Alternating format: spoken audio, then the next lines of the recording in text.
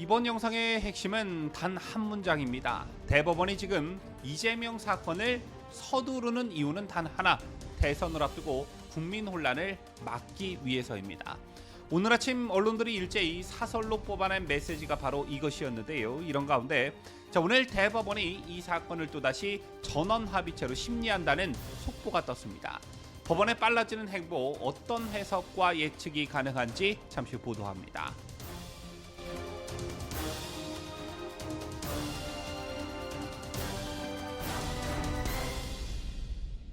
시청자 여러분 안녕하십니까? 뉴스데일리 베스트 민앵커입니다.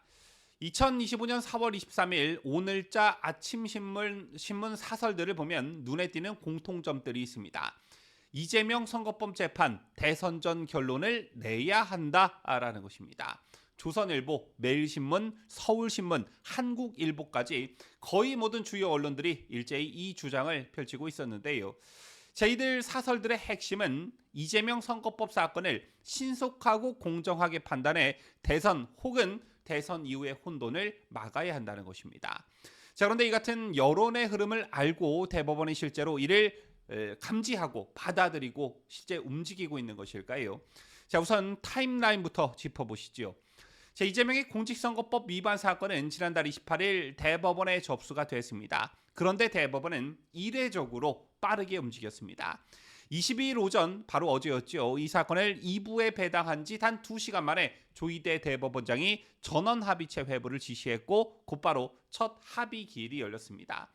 그리고 그 다음 날인 오늘 대법원은 두 번째 합의 기일을 연다고 공식 공지했습니다. 언론에서는 이례적인 속도전이라는 표현까지 쓰고 있었는데 실제 조선일보에 따르면 이런 일 처리는 극히 드문 일이라고 평가했습니다. 그렇다면 왜 이런 속도전이 벌어지고 있는 것일까요? 여러분 잘 알고 계시다시피 공직선거법은 633 원칙을 가지고 있습니다. 1심은 6개월, 항소심과 상고심은 각각 3개월 이내 선고하라는 취지입니다. 이 말인즉슨 선거 관련 재판은 최대한 빨리 끝내라는 것이죠. 그래야지만 유권자들이 사실을 알고 선택을 할 수 있으니까요. 그런데 이 사건은 이미 2년 반을 넘겼습니다. 1심에서 징역 1년에 집행유예 2년, 2심에서는 무죄, 판결이 정반대로 나뉘다 보니 국민들 사이에서도 혼란이 매우 극심합니다. 더군다나 대통령 탄핵으로 조기 대선일이 확정됨에 따라 각 당의 움직임이 빨라지는 상황이다 보니 이 재판이 더욱더 주목을 받을 수밖에 없는 것인데요. 따라서 대법원이 이렇게 서두르는 건 어쩌면 당연한 일일지도 모릅니다. 아니 어쩌면 대법원의 당연한 유권자들에 대한 도리, 국민에 대한 의무라고 할 수 있겠습니다. 그리고 이와 관련해 매우 중요한 쟁점이 한 가지가 있습니다. 어떻게 보면 이게 핵심 중 핵심이라고 할 수 있겠는데요. 이재명이 대선에 당선되면 만약 그럴 리는 없겠지만 대선에 당선되면 헌법 제84조에 따라 재직 중에는 내란죄나 외환죄가 아닌 이상 다른 형사소추는 원칙적으로 금지됩니다. 즉 지금 대법원이 선고를 내리지 못하면 재판은 대통령 임기 동안 중단될 수밖에 없습니다. 사실상 그렇다는 것입니다. 이 조항은 원래 대통령의 직무수행을 보장하기 위한 장치지만 이번 사건처럼 이미 기소가 되어 재판이 상당히 진행된 상황에서는 기소 전 사건인지 기소 후 사건인지에 따라 해석과 적용이 엇갈릴 수가 있습니다. 즉 극심한 혼란이 예상된다는 것이죠. 실제로 과거에도 이 조항을 둘러싼 논란이 있었습니다. 대표적인 사례가 2017년 대선 당시 홍준표 후보입니다. 홍 후보는 경남지사 시절 성완종 전 경남기업회장으로부터 1억 원을 받은 혐의로 기소되어 1심에서 실형을 선고받았고 2심에서는 무죄가 선고된 상태에서 대법원 재판을 받고 있었습니다. 당시 민주당은 홍 후보에 대해서 기소된 상태에서 대선에 출마하는 것은 불소추 특권 뒤에 숨으려 하는 것이라고 강하게 비판했고요. 또한 대통령이 되면 5년간 재판이 정지되기 때문에 유죄 여부를 알 수 없게 된다라며 국민의 알 권리를 침해하고 사법 정의를 유해시키는 위험한 선례가 될 것이다. 이렇게 경고한 바 있습니다. 그리고 당시 바른정당 대선 후보였던 유승민도 홍준표 후보는 형사 피고인으로서 무자격자라며 공세에 가세했었는데요. 유승민은 MBC 라디오 인터뷰에서 보수는 품격인데 형사 피고인이면서 대통령 후보로 나온다는 건 부끄러운 일이라고 직격탄을 날리기도 했습니다.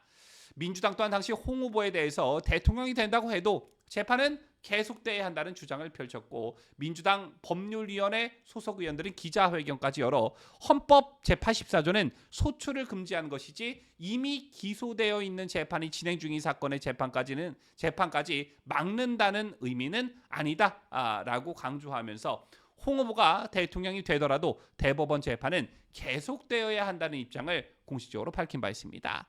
자, 이에 대해 홍 후보는 무식한 소리라며 반박했고, 유죄 판결이 날 가능성은 0.1%도 없으며, 혹여나 파기환송이 되더라도 대통령 재임 중에는 재판이 중단되기 때문에 아무 문제가 없다라고 주장한 바 있습니다. 이재명 사건 역시 본질적으로 유사한 구조를 지니고 있습니다. 특히 이재명이 대선에 당선될 경우 대통령의 불소추 특권을 둘러싸고 또다시 헌법 84조의 해석을 둘러싼 첨예한 논란이 불거질 수밖에 없습니다. 그만큼 이번 대법원의 결론은 단순한 개인 판결을 넘어서 대한민국의 헌정 질서와, 아니 어쩌면 더 큰 의미에서 대한민국의 미래를 결정짓는 중대 분기점이 된다는 것입니다. 다시 한번 강조해서 말씀드리지만, 이번 이재명 사건도 유사한 구조를 띠고 있으며, 특히 현직 대통령이 되어버리면 대법원이 선고를 내릴 법적 권한조차 행사하기 어려워지는 상황이 될 수 있다는 점에서 매우 중대한 헌법적 쟁점으로 떠오르고 있는 것입니다. 아무리 대법원이라고 해도 정권에 들어눕는 경향이 있다라는 점에서 일단 대통령이 되고 보자, 그러면 대법원도 어쩔 수 없을 것이다라는 생각을 지금 이 시점에서 이재명은 물론 하고 있겠지요. 자, 그런데 중요한 건 사법부가 그 부담을 질 수 있겠느냐라는 것입니다. 그래서 지금 결론을 내려야 하는 것입니다. 따라서 가장 바람직한 방향은 속도전을 포함한 파기자판 방식으로 결론을 내리는 것입니다. 파기환송이 아닌 파기자판, 즉 대법원이 직접 유무죄를 판단해 선고까지 끝내버리는 이 방식을 해야지만 대선 전 정치적 불확실성을 최소화할 수 있다는 것입니다. 만약 파기환송으로 결론이 나면 다시 항소심 절차를 밟아야 하기 때문에 대선 이전에 확정 판결을 내리는 것은 사실상 불가능해지고, 그로 인해 더 큰 혼란이 발생할 수 있기 때문입니다. 따라서 대법원은 5월 초중순까지라도 반드시 파기자판 방식으로 판단을 내려야 하며, 이것이 유권자 모두가 요구하는 사법적 명료성의 어떤 최소 조건이라고 할 수 있겠습니다. 만약 무죄가 확정된다면 이재명은 피선거권을 확보하고 민주당은 결집할 것이며, 이른바 대세론의 날개를 달 것입니다. 반대로 우리 보수파 진영에서는 면죄부 논란이 터질 가능성이 크겠지요. 그리고 속도전도 속도전이지만 속도전만큼 중요한 건 대법원이 정치적 압박에 흔들려선 안 된다는 점입니다. 이재명 대세론 앞에 굴복해서는 절대 안 된다는 것이고, 더군다나 이 재판은 민주주의의 근간인 공직선거법과 관련한 것이므로 2심의 잘못된 판결을 바로잡지 못하고 이상한 선례를 남기게 되면 선거는 더욱 혼탁해지고 거짓말로 유권자들을 혼란에 빠뜨리는 제2의 이재명, 제3의 이재명이 또 나올 수 있다라는 것입니다. 제 시청자 여러분, 이재명 판결은 더 이상 단순한 한 정치인의 유무죄 문제가 아닙니다. 이 결론이 언제 어떤 방식으로 나오느냐에 따라 6월 3일 대선의 성격이 달라질 수 있기 때문입니다. 국민이 제대로 알고 투표할 수 있게 하려면 대법원은 반드시 지금 결론을 내려야 합니다. 지금까지 저는 자유대한민국을 수호하는 뉴스데일리 베스트 민앵커였습니다.